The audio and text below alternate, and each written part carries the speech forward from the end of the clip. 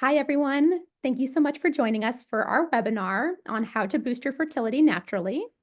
My name is Lauren, and I'm the co-founder and CEO of Wisdom Medicine. And today I'll be interviewing one of our wonderful naturopathic doctors, Dr. Chante Tonia, to get her recommendations for how you and your partner can best support your bodies through nutrition and other natural remedies to improve the likelihood of conception. Now, for those of you who are just meeting Wisdom for the first time, we are the #1 virtual naturopathic clinic for women. So from period cramps to hot flashes and everything in between, we are here for you on the journey to better health. I actually started Wisdom because of my own challenges finding the type of care that I so badly needed. For years, I had really painful cystic acne and irregular periods, and I just constantly felt bloated. And it wasn't until I found a naturopathic doctor of my own that I was able to finally get some relief.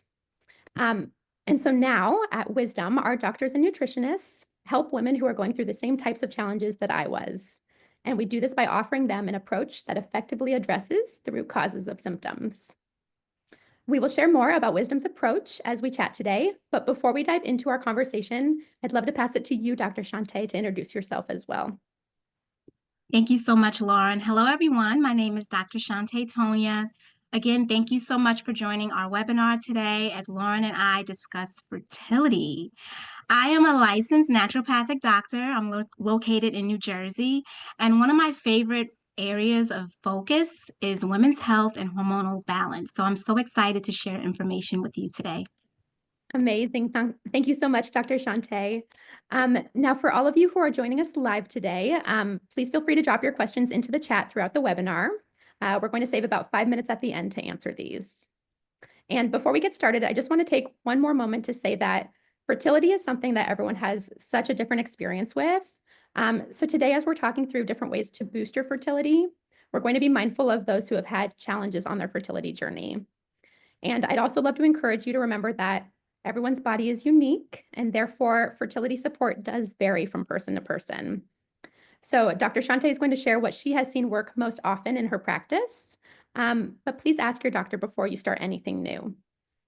Today's conversation is intended to be educational, and if you're looking for a doctor who can help you personalize your fertility plan, we'll share some information about working with Wisdom at the end of our conversation.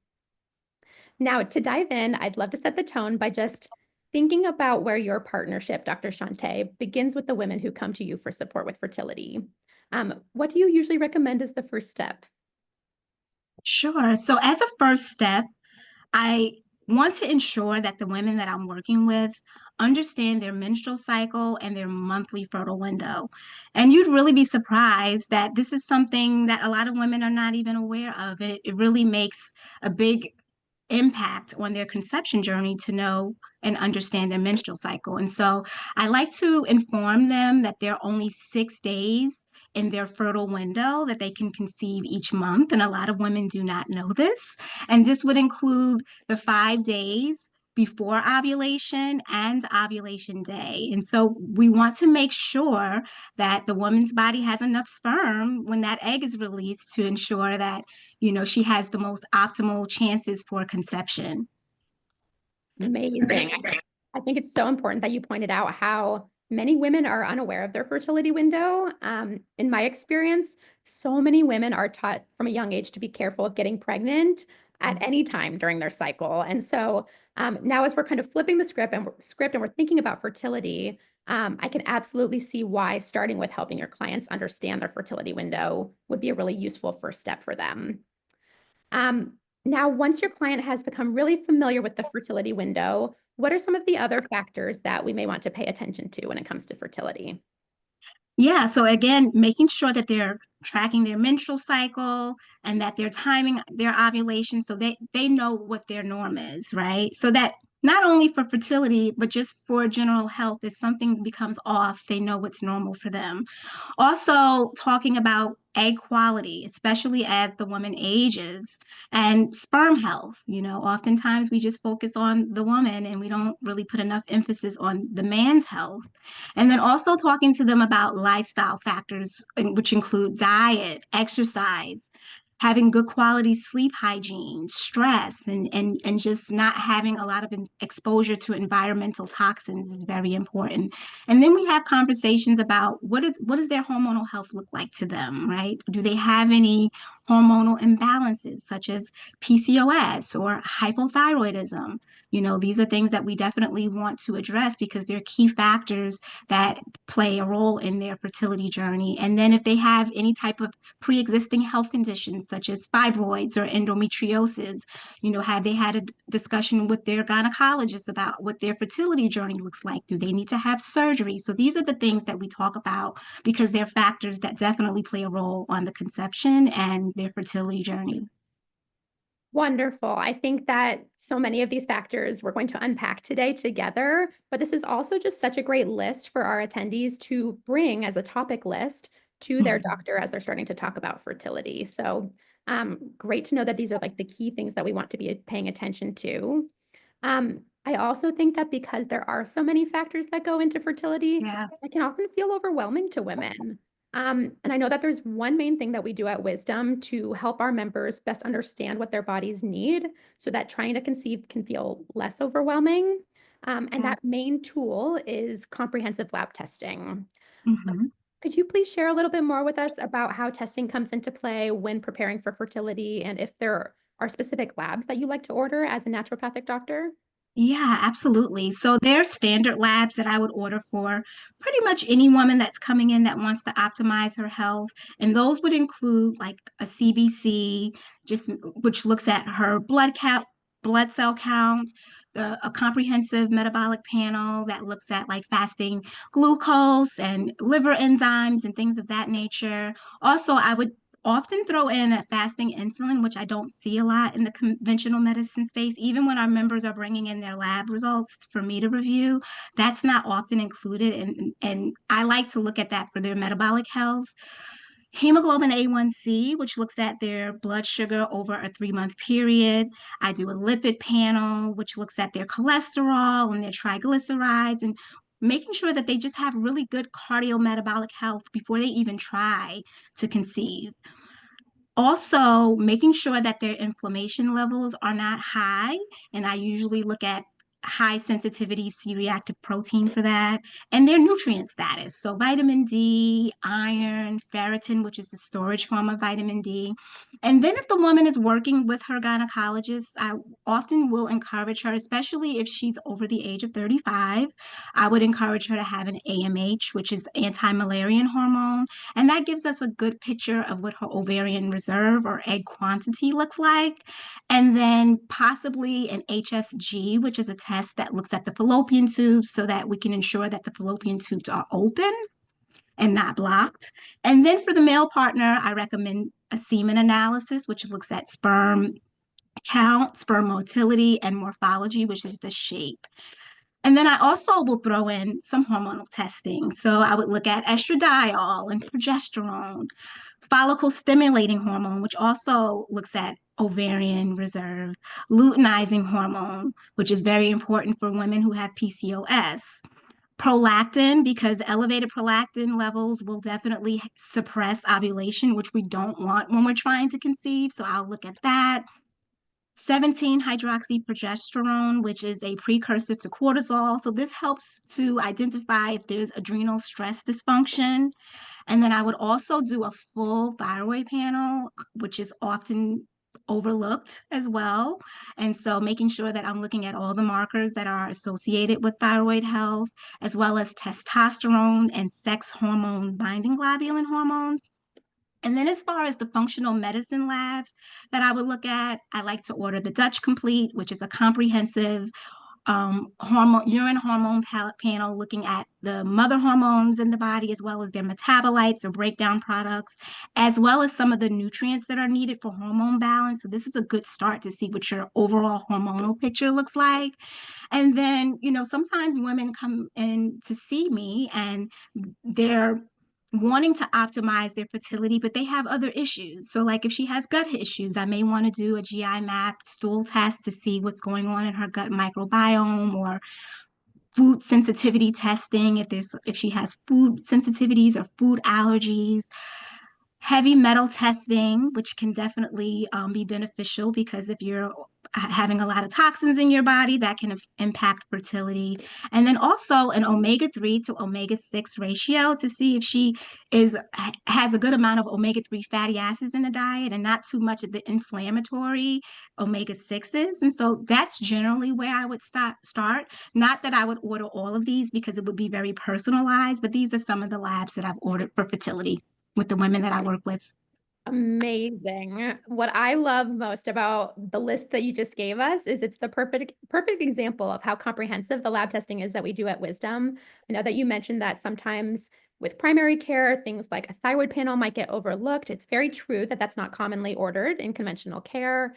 And even just having access to all of those other factors that really do affect fertility. So the stool testing, because of the gut hormone connection, is so important. I know that you pointed out all of the very specific female hormone labs that you're able to order, which I think is just so incredible to get that insight, especially for your members who have other symptoms or other conditions like PCOS that do very much affect fertility. Um, Having all of these answers really is the best way for us to personalize our recommendations for our members instead of guessing what would be the most useful to them. Before we talk about what some of those recommendations might look like that you give to your members after you do this testing, I wanted to just ask you to please explain a little bit further one of the other tools that you mentioned, which is fertility tracking. I know that this can be really helpful before someone dives into a care plan. Could you please share a little bit more with us about what fertility tracking could look like? Sure. Fertility tracking is an essential tool. Again, just like there are women that are unaware of their menstrual cycle and their fertile window, there are women that don't even track their menstrual cycle or think that their cycle is actually the actual period and the cycle is from one period to the next. So tracking is a really helpful tool to get the woman to know what her norm is. And so there are a lot of fertility trackers out there that can be useful. You can download it on your phone and just pop it the information in and go about your day. But also in addition to the apps and things, I like the woman to be aware of what's going on in her body, right? So in addition to the trackers, which are great, there are changes that are happening in the body that can give you an indication of are you getting closer to closer to ovulation, such as cervical mucus changes. And so as we get closer to ovulation, our cervical mucus or our fertile cervical mucus becomes very clear and stretchy, almost like an egg white consistency. And so cervical mucus plays a key role in fertility because it nourishes and transports the sperm. So as women, we don't want to have scant or very little cervical mucus because that has a primary impact on our fertility.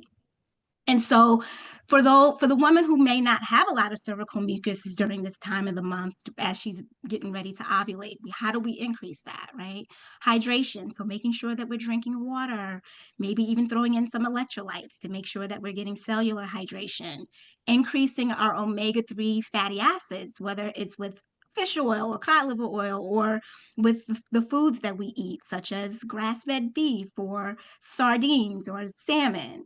Also, reducing stress and supporting cervical circulation. And we can do that with castor oil packs, which are one of my favorite tools. And also pelvic floor relaxation exercises. Also, seed cycling, which takes seeds.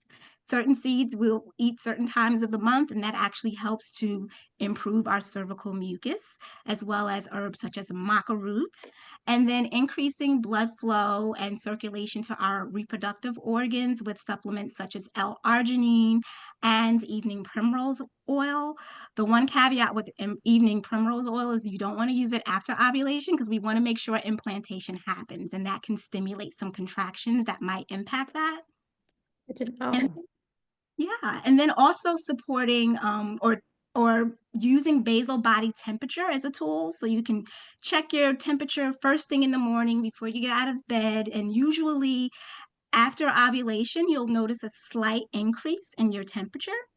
And then we have what we all know as the LH ovulation strip trackers, which track our LH, and we generally know after we reach peak, we ovulate about 24 hours later. And also the positioning of our cervix. And a lot of women may not know, but pre and post ovulation, your cervix sits kind of low in the vaginal canal and it will be firm and it will be closed.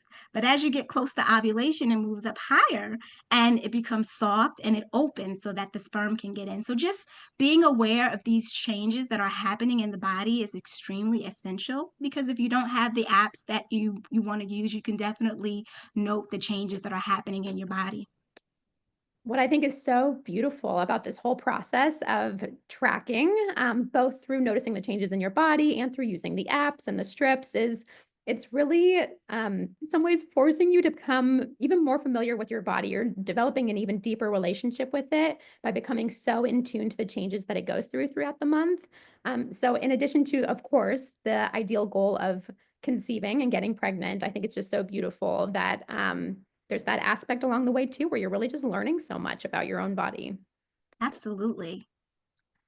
I would love to hear now that we've talked kind of just about the different types of ways that you gather information ahead of time with your clients. Um, let's talk about the care plans and the different recommendations that you like to provide. Um, to what degree is this care plan personalized, and to what degree is there an overlap in the recommendations that you give? There's a lot of overlap just because ultimately what I do is help the women that I work with become healthier beings. And when you become healthier in your body, you're healthier in your fertility, right? So where it kind of gets more personalized is with the supplements. But I Mhm. start off by using a food as medicine approach with all of my clients, especially the ones who are trying to conceive, because this just helps with optimization of nutrient intake, balancing hormones, reducing inflammation, and it's all done through a whole food, nutrient dense diet. And so some of the foods may include grass fed meats. I've literally fallen in love with organ meats over the past year. A lot of people don't like them, but you can take them as supplements as well.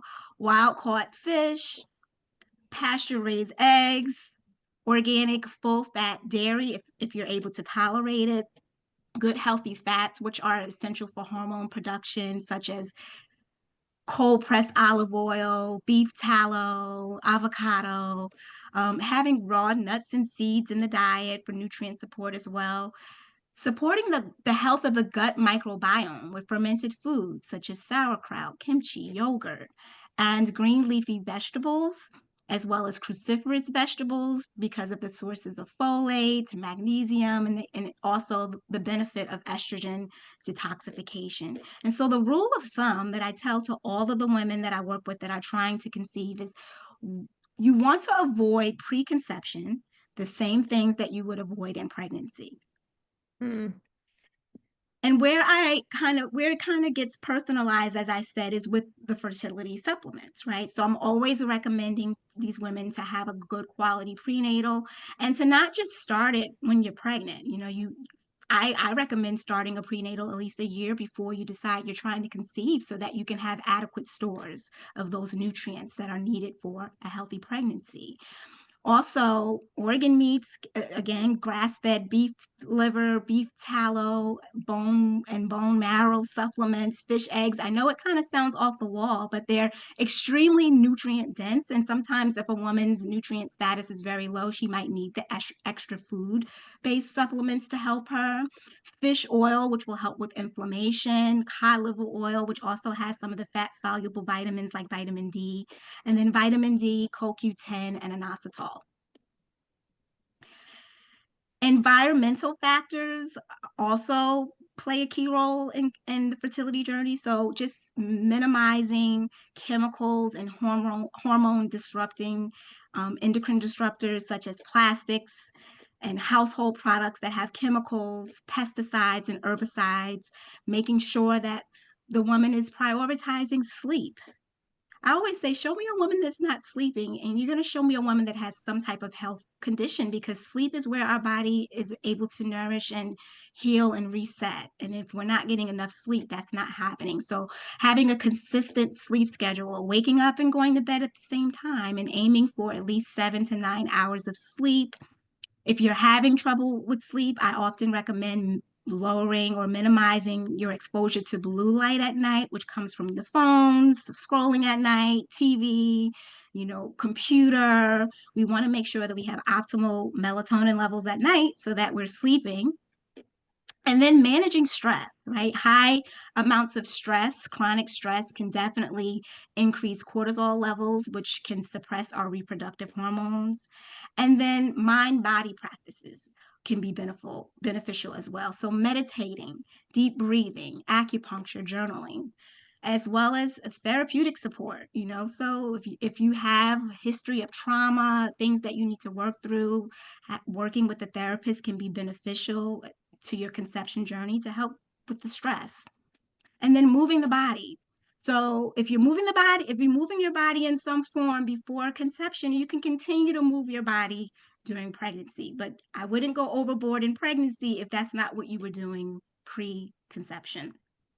And then lastly, environmental factor or dietary, alcohol, caffeine, smoking. Those are things that we want to reduce because, again, if we're not going to be doing them during pregnancy, we don't want to do them preconception because we know smoking will reduce egg quality, sperm motility, increases the risk for miscarriage. Alcohol impacts our liver detoxification processes and disrupts our hormone balance.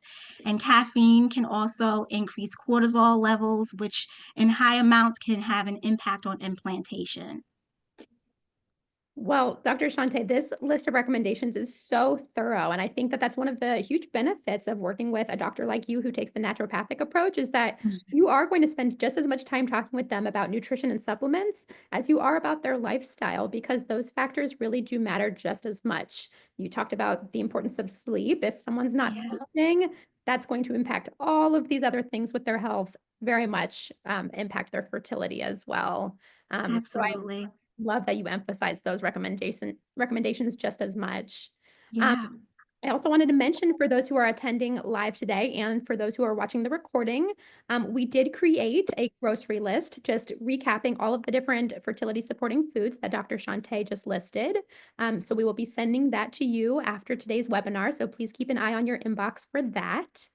Um, and Dr. Chante, as we're talking through all of the different things that we can do as women to support our bodies with fertility, I love to shift over to that topic you mentioned earlier about the Yeah. equal importance of the male partner's role in fertility and their health. So, in what ways does their role matter? Absolutely, Lauren. Male fertility is often overlooked and it plays a crucial role in the conception journey. I can't tell you how many women I've seen come to me thinking that, there's something wrong with their body and taking all the ownership of their fertility journey. And then they found out that their partner's sperm health is subpar, so it's very important to look at the partner, your male partner, to ensure that his sperm quality is well, just like we want our egg quality to be well.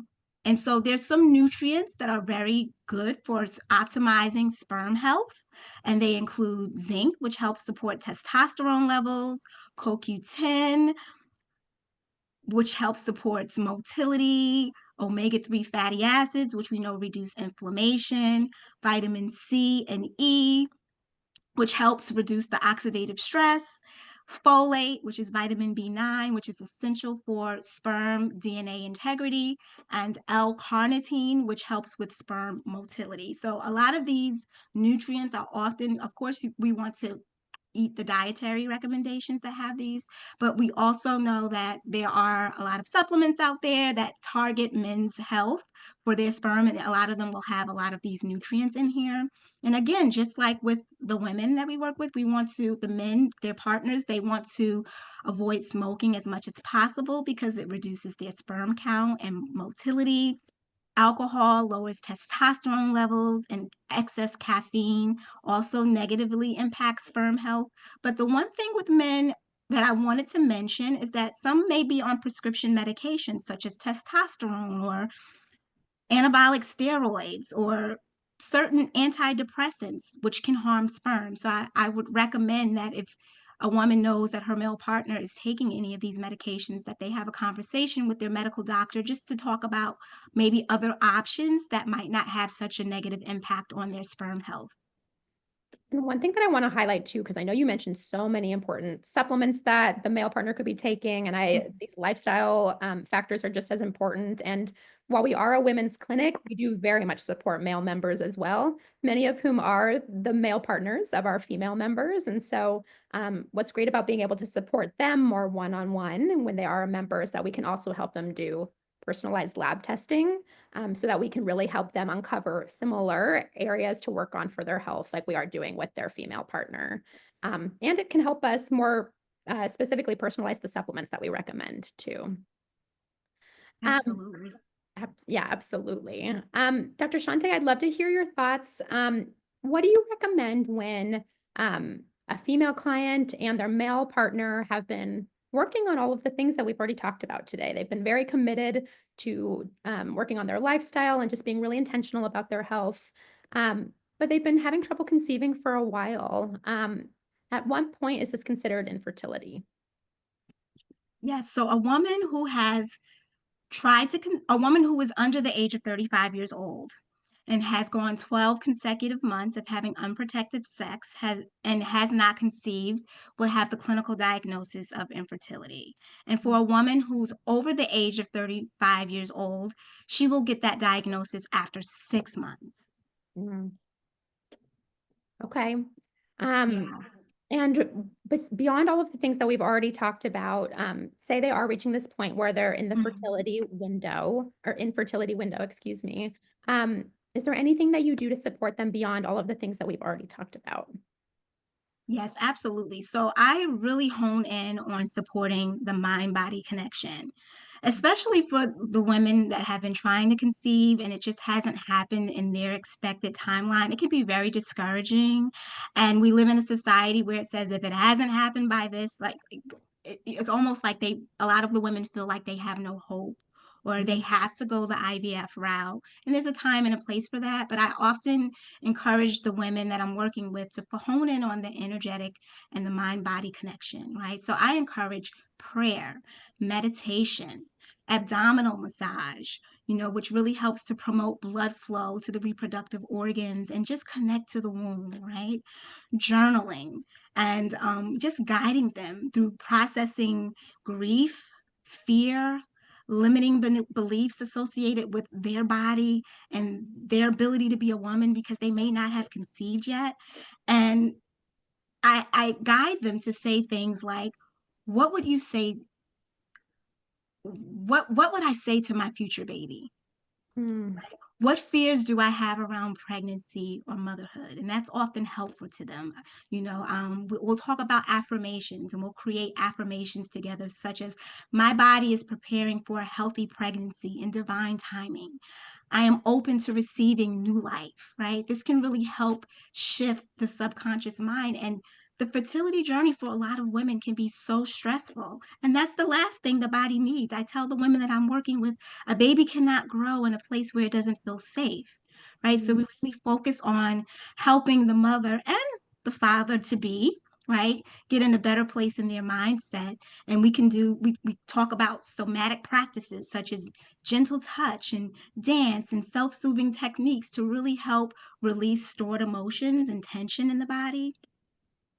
And we talk about surrender a lot, right? And because as much as there are a lot of things that we can do as far as the physical things, right? What we eat, what we drink, that's in our control. But ultimately, this is in divine timing, right? And so instead of making conception feel like a task, I remind them to bring back the joy and the intimacy in the process, right? To really connect with their partner in non-baby making ways and to mm. just learn how to let go, right? When we let go, things tend to happen when they're supposed to happen. So, talking to them about surrender, patience, faith in the journey really helps my clients and the members that I work with find peace.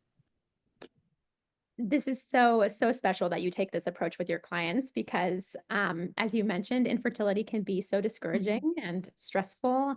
And I love that all of the different recommendations you just made are really focused around what they can do to make the process more manageable and Yeah. enjoyable, even if the process is taking longer than they Mhm. expected. So I do think it's important to bring up another kind of hard topic. Yeah. Which is miscarrying. It's something that is unfortunately becoming more and more common, and, I'd love to hear your perspective on this so that if anyone who's joining us today has been in that situation or fears being in that situation, they can understand from a naturopathic approach how we would support. Absolutely. So statistically speaking, 10 to 20% of known pregnancies will end in miscarriage, and 80% of miscarriages happen in the first trimester. Mm. And once a woman reaches the age of 35, her chance because of her decline in egg quality, her or I should say egg quantity, because I don't want to even speak decline in egg quality because we can work on egg quality. But because of that, it increases her risk for miscarriage. And so, from a naturopathic perspective, this is why we work to optimize hormone health and just overall health in general, because we know hormonally speaking, if progesterone levels are low, this can ultimately end in miscarriage. So, we want to address these imbalances before a woman even is pregnant so that it significantly reduces her chances of miscarriage. Supporting thyroid imbalances, right?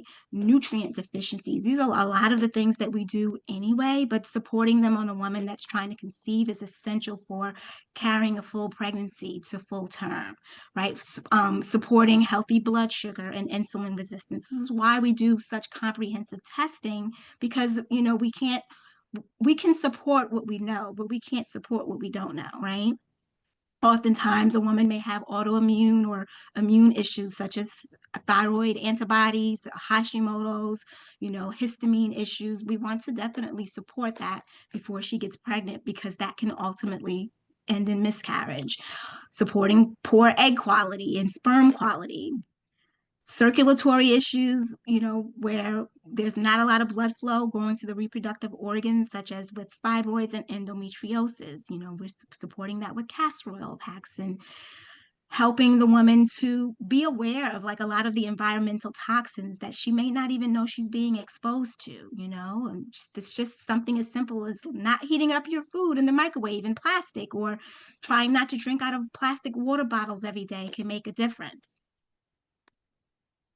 Well, I love that you pointed out the environmental factors piece because it's one of the theories that's being studied more that that could be one of the reasons that's contributing to an increase in miscarriages. And Yeah. so, really important that you touched upon that. Thank you so much, Dr. Shante, for just talking a little bit more about how you see miscarriage. While it's not something that's ever easy, I know that our wisdom members have shared that just having a doctor like you who is supporting them in understanding each of these things when they're going through miscarriage has been helpful, even though Yeah. it's been a hard time for them. Mhm. Yeah. Um, in general, everything that you've shared with us today has been beyond informational and encouraging and just overall so helpful. So thank you so much for sharing all of this with us today. Um, is there anything that you would like to share to just wrap things up before I dive into a little bit more information about wisdom? I want to encourage the woman out there that may be trying to conceive, her and her partner, and it's taken a long time.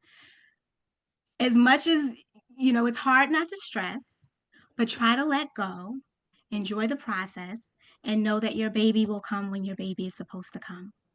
Mm. Thank you, Shante. That's like such a good reminder to leave us with, Yeah. especially because so many people who have either been trying or who are preparing for fertility, just come into it just either expecting it to be hard or just coming in with that stress. And so it's a really good reminder. Thank you. Yeah. And thank you to all of you today who have joined us. If you're looking for more personalized support with your fertility journey, or if you're looking for support with any other health concerns that are unrelated to what we've discussed today, we would love to support you. you can book a free consultation with our onboarding team. We offer these, they're 20 minutes, and you get to learn all about wisdom. You get to share about your specific health concerns, and we can share with you a little bit more about how we would support you specifically. I will send the link to book this in the replay email that we send to everyone, along with the grocery list that I mentioned earlier. That way you can book a free consultation whenever you'd like. It's also available on our website for booking. We would love to meet you and just hear a little bit more about you. It's also our pleasure to provide a sign-up discount to everyone who attends these webinars. You can use the discount code webinar in all caps to get an additional $100 off your Wisdom membership. This discount will be live through the end of this week, so feel free to book that complimentary consultation as soon as possible if you'd like to learn more about us. That way you can use that discount code if you decide to get started. And if you'd like to work with Dr. Chante, she is accepting new clients at Wisdom, so please don't hesitate to request her during your consultation or to select her on our website while you're signing up. We also do these free webinars once a month. It's a different topic every month, and so if this was helpful for you, please keep an eye out, and we'd love to see you at our future webinars. If you have any questions between now and then, we'd also love to hear from you. So you can always contact us at info@wisdommedicine.com, and we'll get back to you as soon as we can. Thank you so much, everyone, and thank you again, Dr. Chante, for Thank all of your you. wisdom. And we'll see you next time. Thank you. Have a good day, everyone.